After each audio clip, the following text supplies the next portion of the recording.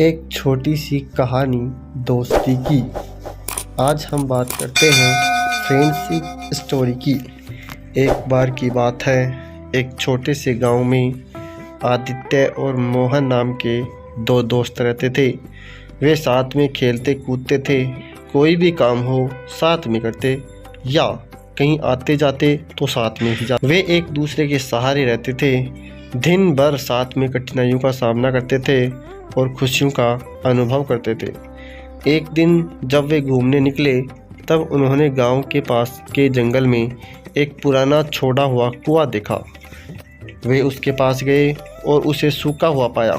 उन्होंने देखा कि उस कुएं के अंदर एक छोटा सा पौधा जीने की कोशिश कर रहा है। दोनों दोस्त उस पौधे के प्रति दया दिखाई और उन्होंने तय किया कि वे इस अपने गांव में लेकर जाएंगे और इसकी देखभाल करेंगे। उन्होंने पौधे को नीचे से खुदाई की और उसे धीरे धीरे कुएं से निकाल लिया। वापस गांव में उन्होंने पौधे के लिए एक ठीक स्थान ढूंढा और उसे वहां लगा दिया। उन्होंने उससे आशा नाम दिया क्योंकि उन्होंने सोचा कि वो आशा और सफलता का संकेत है। समय के साथ आदित्य और मोहन अलग अलग दिशाओं में चले गए। वे अपने अपने काम में व्यस्त हो गए और उनकी दोस्ती में भी कमी आ गई। दूसरी तरफ आशा, जिसकी वे दोनों मिलकर देखभाल करते, वो भी अकेली हो गई और कमज़ोर पड़ गई। एक दिन जब मोहन गांव के पास से गुजर रहा था तब उसने देखा कि आशा बहुत कमज़ोर हो गई।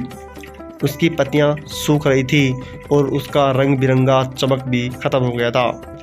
मोहन को दुख हुआ और वह जल्दी से आदित्य को ढूंढने निकल पड़ा।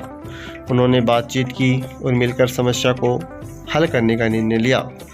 उन्होंने पौधे को पानी दिया और उसे सुरक्षित स्थान में रख दिया और उसकी सुरक्षा के लिए सारे उपाय किए। उसे बचाने का भरपूर प्रयास किया गया। उन्होंने काफ़ी वक्त बाद मिलकर बातचीत की और अपने खुशियों और दुखों को साझा किया। उनके प्रयासों से आशा को फिर से जीने की शक्ति मिली। उसकी पत्तियां फिर से उज्जवल हुई और वह फिर से विकसित होने लगा। वह एक सुंदर वृक्ष बन गया और उसकी छाया और फूल लोगों को सुख और आनंद देते थे।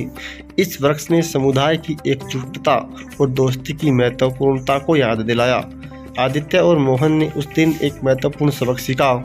उन्होंने जान लिया कि सच्ची दोस्ती विश्वास और सहयोग की जड़ों से जुड़ी हुई होती है। उन्होंने वचन दिया कि वे एक दूसरे का साथ कभी नहीं छोड़ेंगे और उनकी दोस्ती को हमेशा महत्व देंगे।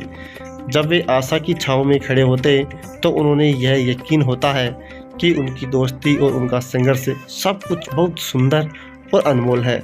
दोस्तों, मैं जानता हूँ इस छोटी सी दोस्ती की कहानी को सुनकर आपको अपना वह दोस्त याद आया होगा जिससे आप काफ़ी समय से नहीं मिले, किसी भी वजह से उसके टच में नहीं रह पा रहे हैं। तो चलो उससे मिलने की आज ही कोशिश शुरू करो।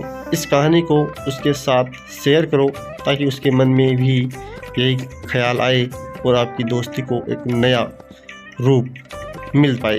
दोस्तों, ऐसे ही मोटिवेशनल रोमांटिक कहानियाँ सुनने के लिए आप अपने चैनल को सब्सक्राइब करें। जय हिंद, जय भारत।